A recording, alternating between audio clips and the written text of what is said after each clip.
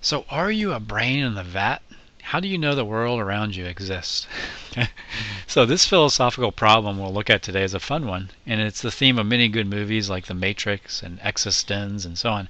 It may also remind you of Plato's allegory of the cave.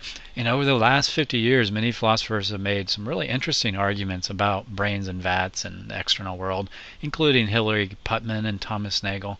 But I think the best introduction to this problem is in Chapter 3 of Stephen Law's book called The Philosophy Gem.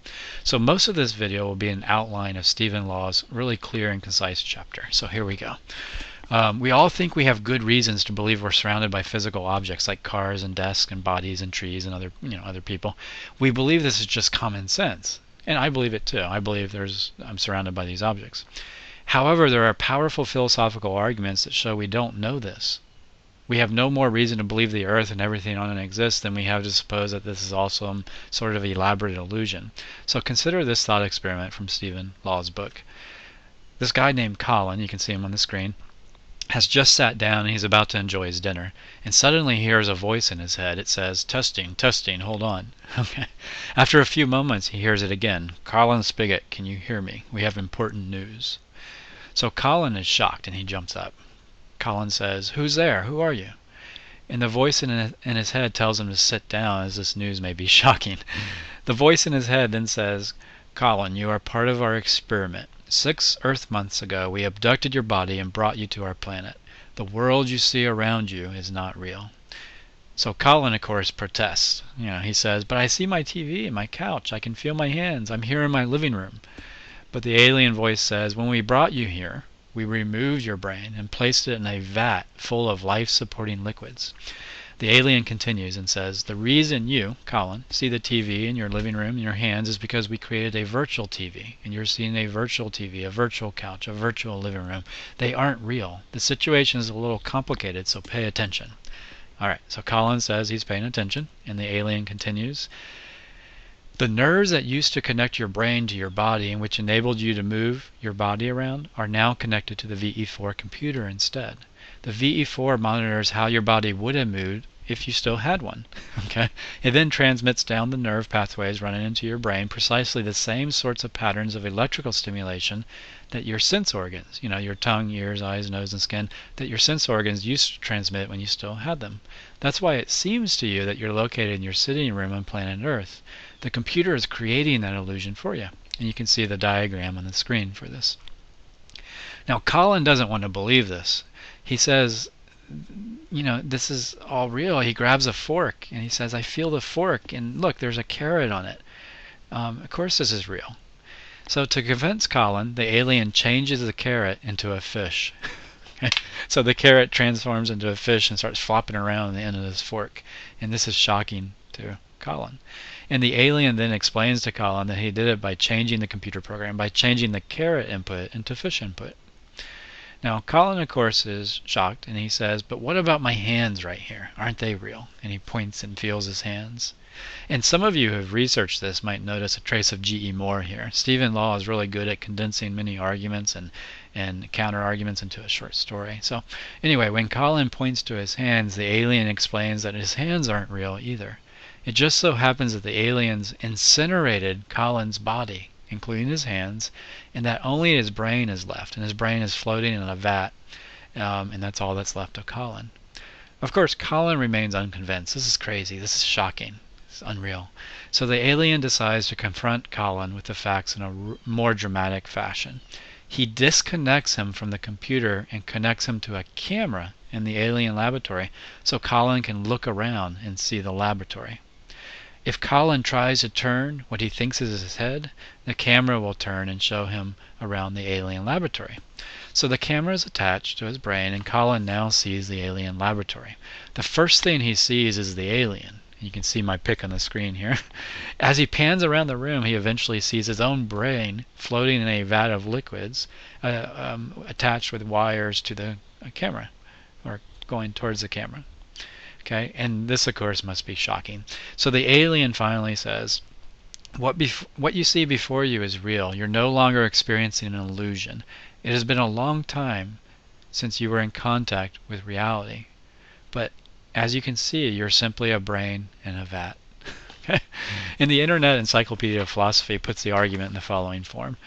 Premise 1, if I know that P, then I know that I am not a brain in a vat, where P is like I know my hands, or I know that the tree exists, anything about the external world. Premise 2 is I do not know that I'm not a brain in the vat. Therefore, the conclusion is I do not know that P. I do not know that the tree is there. It's a modus tollens argument. Now, notice this argument is not claiming we have good reasons for believing we're in a vat, only that we don't know we're not in a vat, and from that it follows that we don't know any claim about the world. So what's the point of this story? I think it raises a difficult philosophical question. How do you know you're not a brain in a vat? So let's say we're considering these two hypotheses. The first one is what you see around you is virtual. You're a computer, a brain in a vat. The second hypothesis is what you see around you is real. The external world is real. Now, is it more rational to believe one of these rather than the other? Now, of course, I and the majority of you will believe the second is true, that the world is real. But what justifies me in believing the world around me, the world of couches, TV, trees, and so on, is real? After all, everything would seem exactly the same to you either way. The evidence given by your senses, touch, taste, sight, hearing, smell, the evidence given by them is equally consistent with both hypotheses. So it seems that you have no more reason for believing one hypothesis than you do the other. Again, in order to believe something, you must have good reasons for believing it. That's what we mean by knowledge. So in order to know that what you see is real and not virtual, you must be able to justify that belief, but it seems you cannot justify it. So the astonishing conclusion is that you don't know that what you are now experiencing is real. And this is called skepticism about the external world. So skeptics believe we can or don't know, and this is skepticism about the external world. Now it's important to see that the skeptic isn't saying we don't know anything. Right? In this case, the skeptic is saying that we do know something. In this case, we know that knowledge of the external world is impossible. So let's look at some objections to this thought experiment and try to deepen our reasoning on this. First, people often don't quite grasp what's going on, and they say things like, well, I can see my brain with an MRI, or I can dissect someone, or I can wake up from a dream and know I'm in reality, so I'm in the real world. Now, these objections miss the point because all of these experiences could simply be the brain stimulating you to see an MRI or a dream or wake up from a dream, to think you're doing all these things. So this objection is simply a common confusion, and explaining how the computer really works clarifies this confusion. Here's another criticism that's interesting. It's the idea that the brain in the vat is an empty hypothesis. And Law uses the example of an invisible pebble to illustrate. So if I say there's an invisible pebble in my hand, you may hold out your hand and I place it in your hand, right? And you can't see or feel the pebble, but I insist it's there. Now, you would probably question my sanity if I did that. And if you're really smart, you might ask whether there is any content to the theory of the invisible pebble. After all, a pebble that can make no difference to anything you might observe is surely no pebble at all. So even if pebble or brain in the vat theory is true, it makes no difference to our experience. Everything would be the same whether the vat theory is true or false. So we can dismiss the brain in the vat theory because it's simply an empty theory, like the invisible pebble theory. However, there's a problem here. This response fails because the vat situation is one that could eventually make a difference. So for example, it eventually affects Colin's experience. So when the alien hooks up his brain to the camera and he sees the alien lab, that makes a difference. That's Colin's experience, right? So I could never see the invisible pebble, but I could see my brain in a vat in the future, as Colin did. So the empty hypothesis objection simply fails, right? Because it's not empty. In the future, I could discover I'm a brain in the vat. Notice too, I could wake up from a dream within a dream. And perhaps this is what some people are arguing when they say they have a mystical experience, or they took DMT, or they have near-death experiences, or maybe they're just all hallucinating, right? But the point is that the brain in the vat hypothesis is not really an empty one, like the invisible theory, pebble theory, because it could be verified in the future. Now, here's one that Law doesn't mention, but you might be thinking of. Perhaps we could argue the brain in the vat hypothesis is unfalsifiable. And when a hypothesis is unfalsifiable, it's usually considered a weakness, because we can't even imagine what would make it false and therefore not rigorously test it. However, this approach seems to fail. First, there are some forms of unfalsifiable knowledge out there, and you can see my video called Falsifiability for more on that. Second, the hypothesis that this world around me is real is falsifiable, because again, an alien might hook me up to a camera and show me the real world as he did Colin. So that's a strength for the first theory. But hypothesis 2, which is the idea that the world is real, is also falsifiable, because I might be a butterfly in a vat that is hooked up to a computer that is making me think I'm really a brain in a vat that thinks I'm living in my living room right now. So it sounds funny, but it's similar to the idea of waking from a dream 1 and then later awakening from dream 2, in which you were dreaming dream 1, and then later you might then be in reality, or you might awake from dream 3. So in short, the brain in the vat hypothesis is falsifiable in principle, and therefore this criticism is weak.